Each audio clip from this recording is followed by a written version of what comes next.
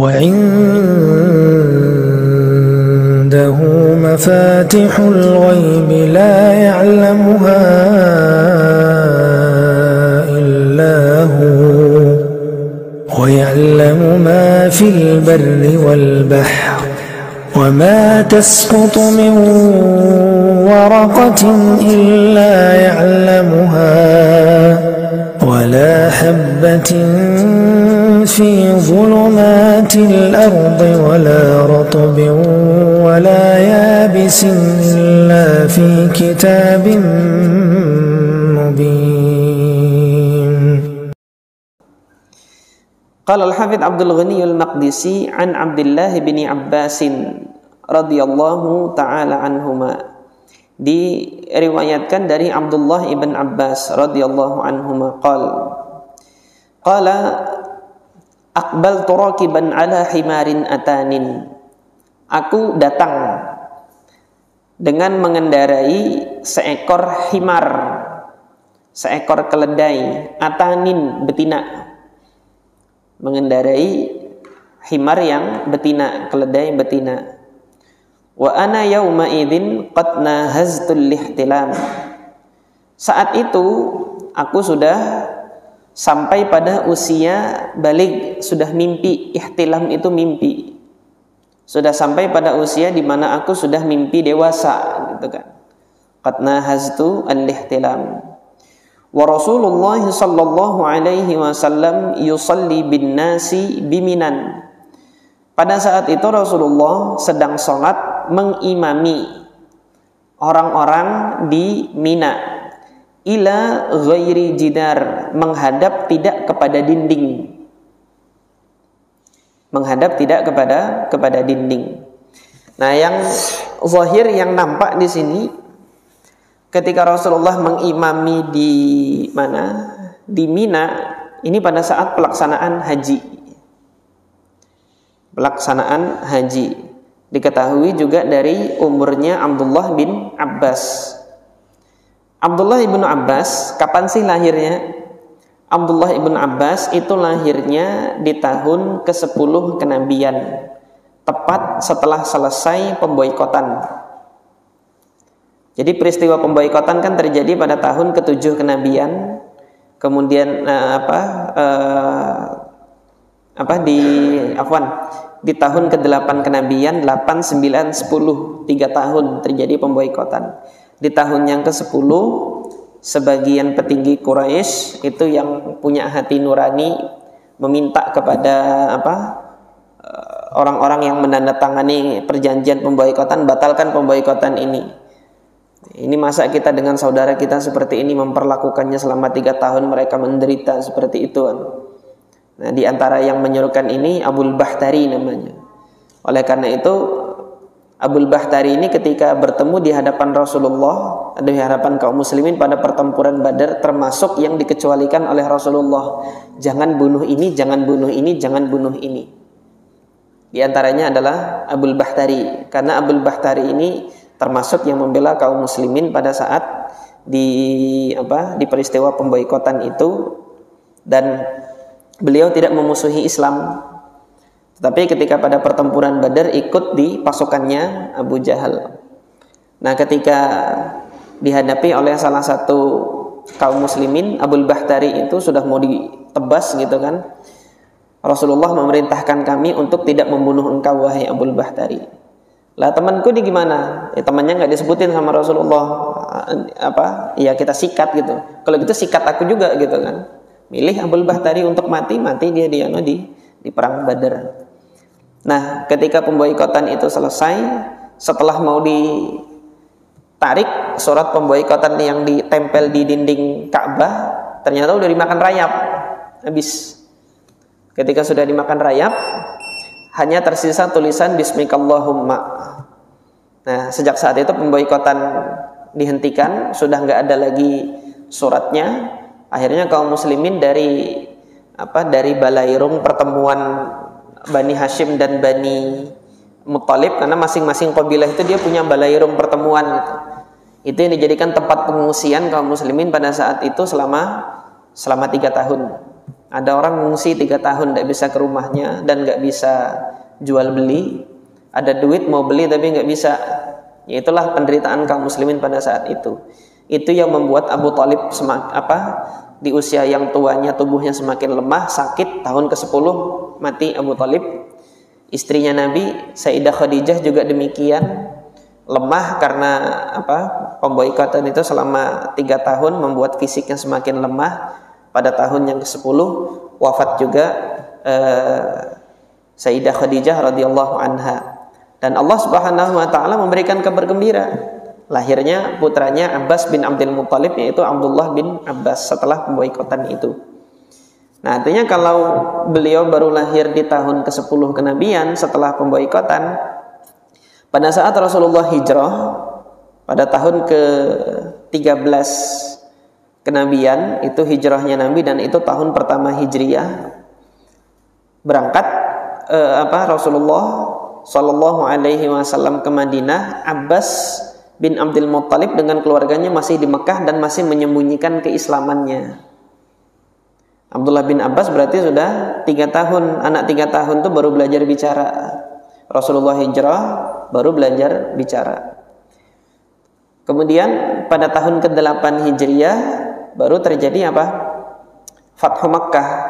Rasulullah Shallallahu Alaihi Wasallam ke Mekah untuk membebaskan Mekah dari belenggu kesyirikan di situ. Kalau ditambah 8 tahun, 3 tambah 8, 11 ya. 11 anak umur 11 tahun kira-kira udah mimpi belum? Anak SD kelas berapa itu? Masih belum perkiraannya. Jadi perkiraannya sudah mimpi itu nanti tahun 10 Hijriyah di saat terjadi haji wada'. Nah, maka ketika Abdullah bin Abbas di sini mengatakan nahaztul ihtilam, aku udah mimpi di situ, itu perkiraan sudah umur beliau itu 13 tahun, lulus SD masuk SMP itu. Kalau usia kita kan lulus SD masuk SMP kan. Nah, maka ini hadis ini adalah hadis yang terakhir dan untuk menjadikan ketetapan hukum tetap gitu. Nah, berdasarkan hadis ini ketika Rasulullah itu sholat ila ghairi jidar dengan menghadap tidak kepada dinding, inilah yang menjadi alasan landasan bahwasanya menetapkan sutroh itu di depan itu hukumnya adalah tidak wajib, namun dia sunnah. Tapi nanti ketika ada orang yang lewat di depannya dia nggak menempatkan sutroh di situ gitu kan, maka hal tersebut makruh gitu. Famarartu, maka Abdullah ibn Abbas radhiyallahu taala anhuma mengatakan marartu, aku lewat gitu. Aku lewat baina yaday ba'dis saffi. Aku lewat di antara soft yang ada itu. Lewatnya bagaimana? Baru beliau jelaskan, ini bukan lewat pakai keledai lewat begitu. Aku lewat, nah baru dijelaskan. Aku lewatnya bagaimana? Fanazaltu, aku turun dulu gitu kan. Turun dari keledai, fanazaltu, turun dari keledai. Fa arsaltul atana tarta'u, maka aku lepaskan keledai betina ini untuk mencari makan di sekitar Mina itu. Dia memungut rumput-rumput gitu kan, dibebas. Wa dakhaltu fis shaff, kemudian aku masuk ke dalam shaff. Ketika masuk ke dalam shaff kan berarti beliau lewat gitu kan di tengah-tengah shaff tersebut. Falam yunkir dzalika alayya ahadun, tidak ada seorang pun yang mengingkari diriku pada saat itu ketika aku lewat di antara shaff. Nah, dari sini para ulama itu mengambil kesimpulan bahwasanya sutratul imam, sutratul musalli. Sutrah yang dijadikan imam untuk menghalangi dirinya dengan orang yang lewat itu juga sutrahnya musalli gitu. Pada saat masih di dalam salat berjamaah, orang-orang yang lewat di antara shaf itu tidak dianggap dia lewat di depan orang yang sholat, tetapi dianggap ya seperti melewati kepala orang sholat ini loh. Dia tidak dianggap lewat di depannya. Dia dianggap lewat di depannya apabila kalau dia lewat di depan imam, gitu loh. Kalau dia lewatnya di antara shaf, dia tidak dianggap lewat di antara shaf. Tidak dianggap untuk lewat di depan orang yang sholat yang terkena ancaman di hadis Abu Juhaim itu tadi. Nah, ini yang berkenaan dengan hadis Abdullah ibn Abbas radhiyallahu taala anhuma. Nah, hadis Abdullah ibn Abbas ini juga menunjukkan, tadi kan ada 2 faidah ya kita dapati.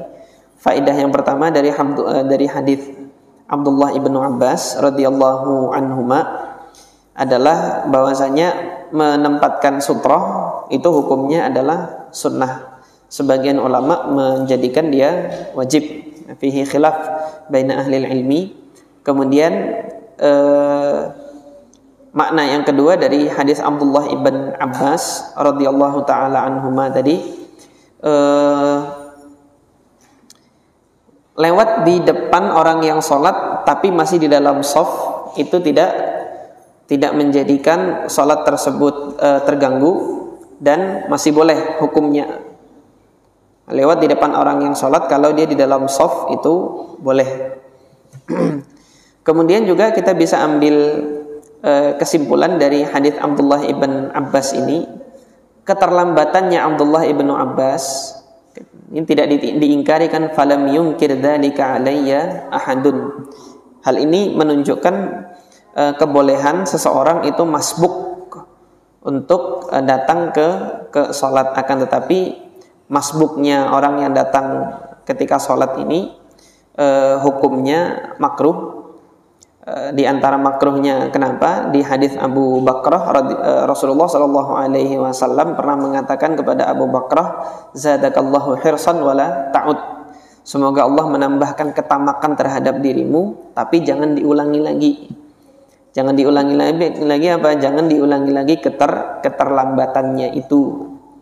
Hal ini menunjukkan bahwasanya perkara ini masbuk dalam sholat itu boleh, tapi kemudian apa? Jangan dijadikan kebiasaan. Kalau jadikan kebiasaan itu makruh. Ya, ibarat kata kalau kita mau dapat pahala terus kita tunda, itu bagaimana gitu kan?